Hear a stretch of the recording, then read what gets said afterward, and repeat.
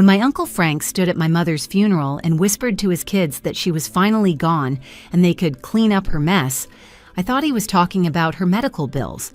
The cancer treatment had drained her savings, and I'd been preparing myself to help sort through the financial aftermath. But as I watched him survey the funeral home like he was calculating the value of the flower arrangements, something cold settled in my stomach. I never imagined he meant stealing my childhood home and everything my mother left behind.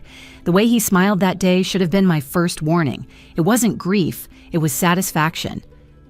My name is Melinda Rayburn, and I'm about to tell you how my 61-year-old uncle tried to erase my mother from our family's history, how he convinced his own children to betray their cousin, and how a single phone call from a stranger exposed 30 years of his deception. But what makes this story worth telling isn't the betrayal or even the money he stole. It's the fact that my mother, Dorothy Rayburn, a retired nurse everyone dismissed as too trusting and too simple, had been preparing for his greed since the day she was diagnosed.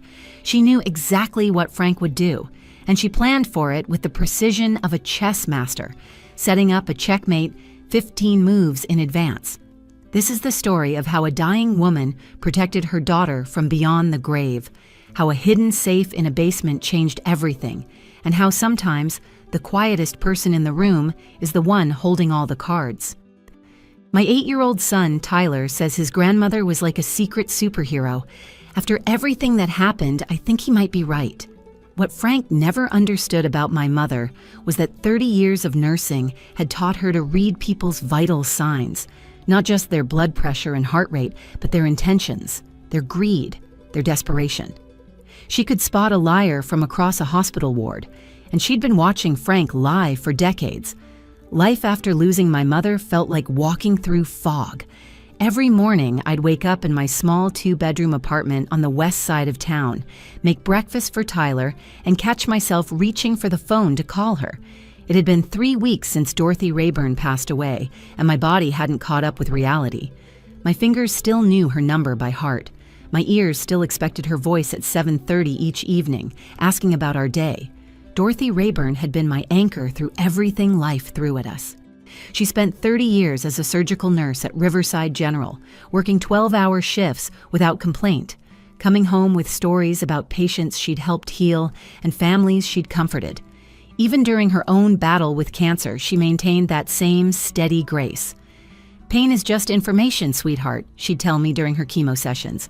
"It's telling us what needs attention. We just have to listen and respond with love." The last 6 months had been the hardest. Watching someone who had cared for thousands of people struggle to accept care herself broke my heart daily. "Mom, why don't you move in with us?" I'd asked her countless times during her treatment.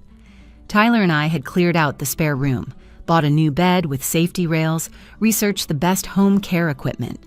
"Sweetheart, that old house has all my memories with your father," she'd always reply, her hand squeezing mine with surprising strength. "Let me stay where I feel closest to him. Besides, you need your space to be a mother to Tyler, not a nurse to me." The house on Elm Street wasn't just property to our family. It was where my father, James Rayburn, had carried her across the threshold as a young bride. It was where Dad had taught me to ride a bike in the driveway, his strong hand steadying me before the accident took him when I was just 5.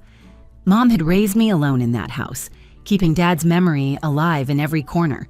She'd sewn my prom dress at the kitchen table, the same table where she'd helped me with homework for 13 years.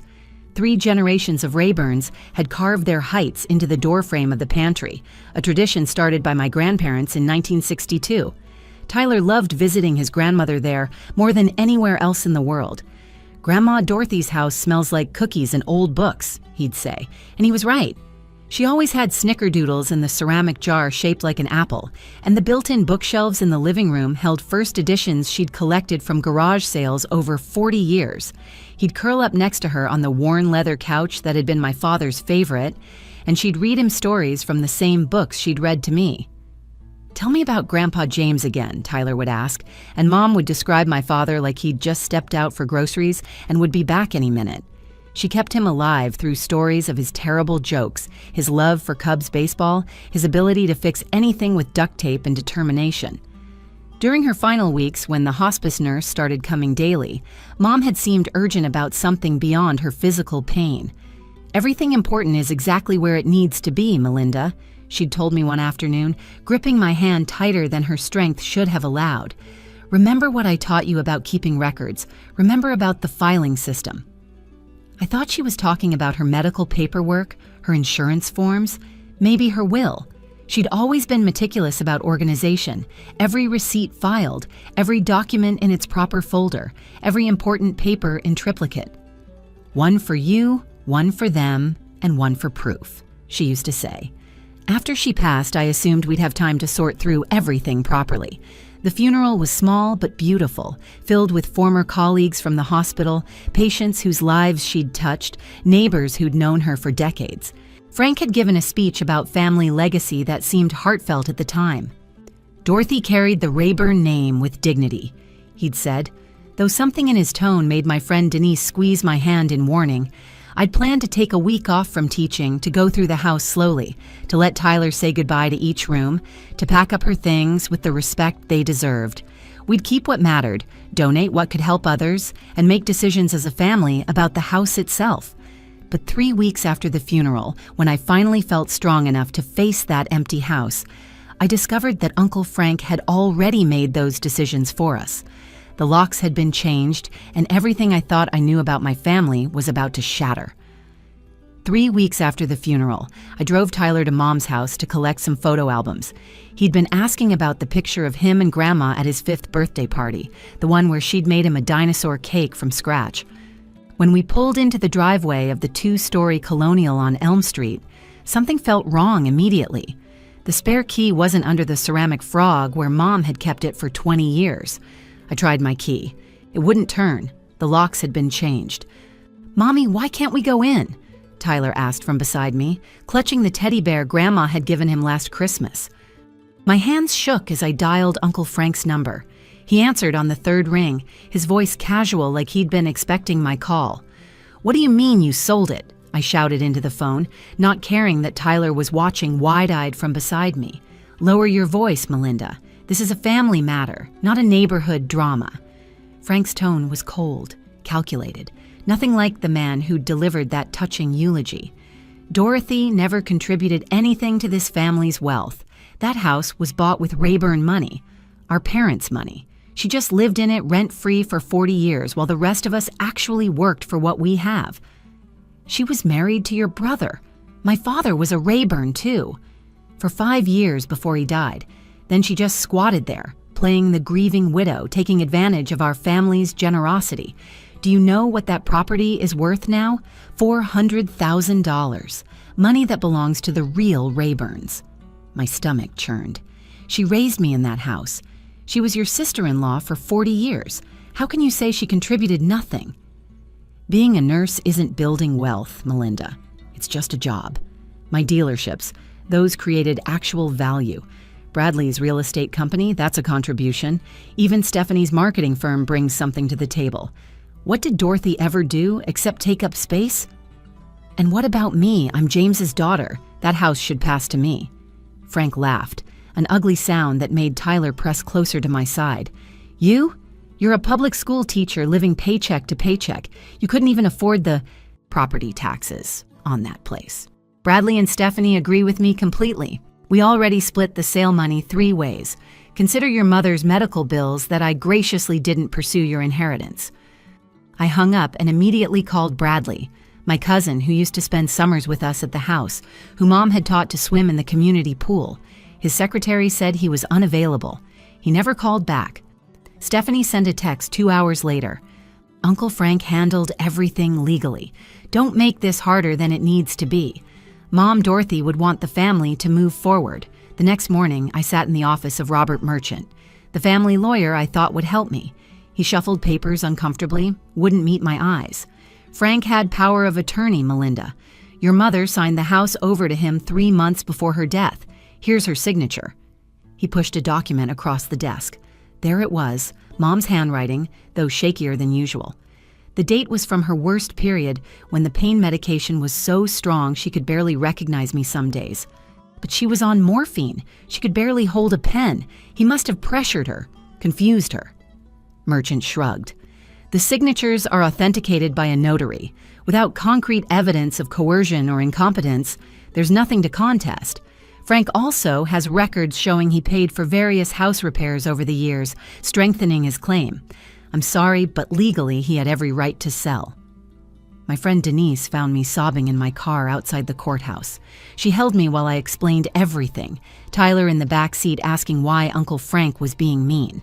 "That bastard planned this," Denise said. "He waited until Dorothy was too sick to fight back." For weeks, I tortured myself with questions. Had Mom really signed those papers willingly? Was she confused, pressured, threatened? Or was I just refusing to accept that maybe, in her pain and fear, she'd wanted Frank to handle things? "Why are you so sad all the time, Mommy?" Tyler asked one night, climbing into my lap while I stared at old photos. "I just miss Grandma Dorothy's house," I admitted, hugging him close. "Me too. Remember the treasure hunts she made for me? She said there were secrets in every corner. She said the house would always remember us, even if we couldn't visit anymore." I kissed his head, wondering how I'd explain that Uncle Frank had stolen not just a house, but every physical piece of his grandmother's memory. The photo albums, her jewelry, my father's watch, the quilts she'd made, all of it gone, sold or divided among cousins who wouldn't return my calls. Frank had erased Dorothy Rayburn like she'd never existed at all. 2 months passed in a blur of anger and resignation. I'd thrown myself into teaching, grading papers until my eyes burned, anything to avoid thinking about what Frank had stolen from us. Tyler had stopped asking about visiting Grandma's house, but I caught him looking at her picture every night before bed. I'd started accepting our new reality: no family home, no keepsakes, no closure. The Rayburn family inheritance had been divided, and we weren't considered real Rayburns anymore. Then my phone rang on a Tuesday afternoon while I was grading spelling tests in my empty classroom. The number was local but unfamiliar. "Is this Melinda Rayburn? Dorothy's daughter?" The voice was gruff but kind, like someone who worked with his hands and spoke straight. "Yes, this is Melinda." "Name's Roger Hutchins. I bought your mother's house from your uncle. Look, I'm renovating the basement and we found something interesting. Really interesting. There's a safe built into the foundation wall, hidden behind a false panel that was covered by old shelving. It's got your name engraved on it." My heart stopped. I set down my red pen, watching the ink bleed into a student's paper. "My name?" "Says, for Melinda Ann Rayburn, open only with love." "Ma'am, I could break it open, but something tells me your mother wouldn't want that. The craftsmanship on this installation is precise, deliberate. Someone went to a lot of trouble to hide this. Do you know the combination?" I did. The memory hit me so hard I had to sit down. I was 16, the day before I left for summer camp. Mom had pulled me into the basement while Dad's old workbench was still there. "Melinda, I need you to memorize something," she'd said, her face more serious than I'd ever seen it. "Your father's birthday, 04151963. Say it back to me." I'd repeated it, confused why she was being so intense about numbers. "Some things are worth protecting," she'd said, "and some protections need to stay secret until the right moment. Promise me you'll remember these numbers." I'd promised, thinking she was being overdramatic, but I never forgot them. They became the rhythm I counted to when I was nervous, the pattern I traced when I couldn't sleep. "Mr. Hutchins, can I come by this evening? I can bring the combination." "Of course. Bring whoever you need to feel comfortable. I know this must be strange, getting a call from a stranger about your mother's house." That evening, Tyler and I stood in the basement of my childhood home. The smell hit me first, Mom's lavender sachets mixed with old wood and something indefinable that just meant home. Roger Hutchins was a burly man in his 40s, with calloused hands and kind eyes. He'd pulled away an entire section of wooden paneling to reveal a professional-grade wall safe I never knew existed. "Your mother must have had this installed special," Roger said, running his hand along the edges. "It's built into the foundation itself, behind the original construction. Unless you knew exactly where to look and what to look for, you'd never find it. I only noticed because I was checking for water damage, and the wall sounded different here." Tyler tugged my hand. "Is this one of Grandma's secrets, Mommy?" "I think so, baby." Roger stepped back, giving us space. I want you to know something, Mrs. Rayburn. Your mother called me 2 months before she passed. Said if Frank Rayburn ever tried to sell this house, I should buy it. Paid me twice the asking price up front to guarantee I'd be the buyer. She said I'd understand everything once we found what needed to be found. My hands trembled as I approached the safe. The engraving was beautiful, professional. This wasn't some recent addition. This had been here for years, waiting. I entered Dad's birthday, each number a small act of faith, 04151963. The lock clicked. The sound echoed through the basement like a bell. She knew, I whispered. She knew Frank would do this. Roger nodded. She also knew I'd call you. Gave me your number, told me to wait exactly 2 months after the sale, then start renovating the basement. She said you'd need time to grieve properly first. I turned the handle. Inside the safe were 3 manila envelopes, a letter with my name on it in Mom's precise handwriting, and a small wooden box I recognized as my father's cigar box, the one that had supposedly been lost in a flood 20 years ago. "Do you want privacy?" Roger asked quietly. I looked at this stranger who my mother had trusted with her final plan. "Stay, please. I think she wanted a witness." With Tyler pressed against my side and Roger Hutchins standing as sentinel, I opened the letter that would change everything. My mother's voice seemed to fill the basement as I read the first line aloud.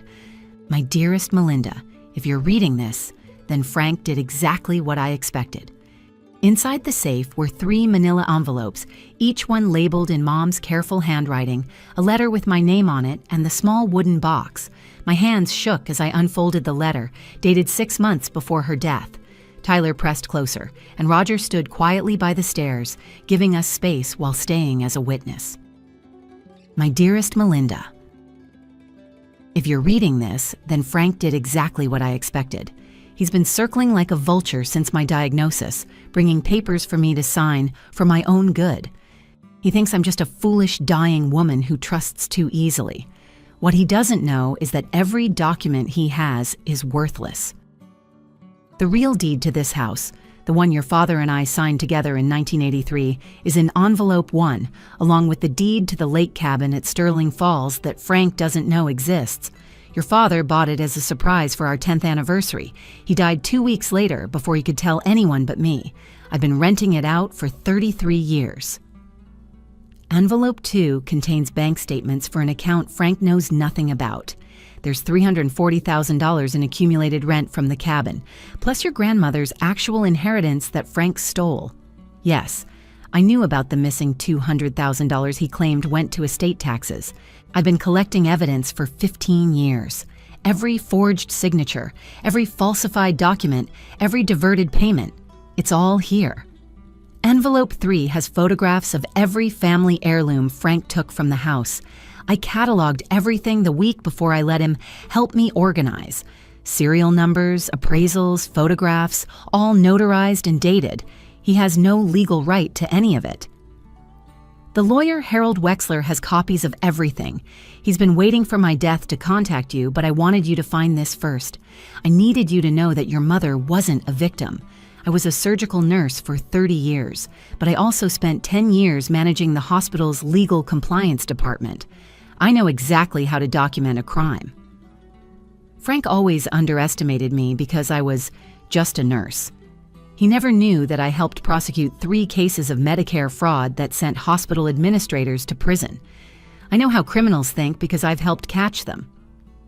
Roger Hutchins isn't just a random buyer. He's a good man whose daughter I saved during emergency surgery 15 years ago. He owes me nothing, but he insisted on helping when I explained Frank's plan. The money I paid him to buy this house is technically yours, a loan from the cabin account. He'll sell it back to you whenever you're ready. All my love. Mom. P.S. Check Dad's cigar box.